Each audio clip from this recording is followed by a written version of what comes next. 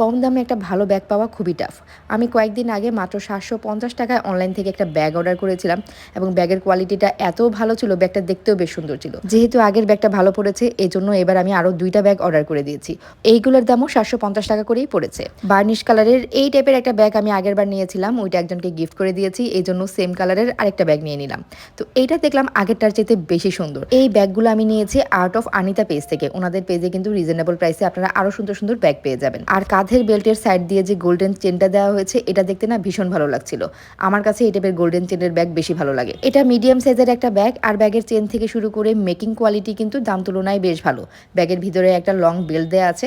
Medium তুলনায় ব্যাগের ভিতরে বেশ ভালোই স্পেস আছে। আমি আমার মোবাইল, ওয়ালেট সহ আরো টুকটাক সাজগোজের জিনিসপত্রও কিন্তু অনায়াসে এটার ভিতরে ক্যারি করতে পারবো। আমার কাছে তো এখন মনে হচ্ছে আমার আগের ব্যাগটা গিফট করে দেওয়াতেই ভালো হয়েছে। আগের ব্যাগের চাইতে এই ব্যাগটা বেশি সুন্দর। আর এবার আমি কিন্তু আরেকটা ব্যাগ অর্ডার করেছি। এটা হচ্ছে হালকা কলাপাতা কালার। এটার কালারটা আমার এত ভালো লেগেছে, যে কোনো জিনিস আমার পছন্দ হলে আমি একই ডিজাইনের 2টা নিয়ে নিই।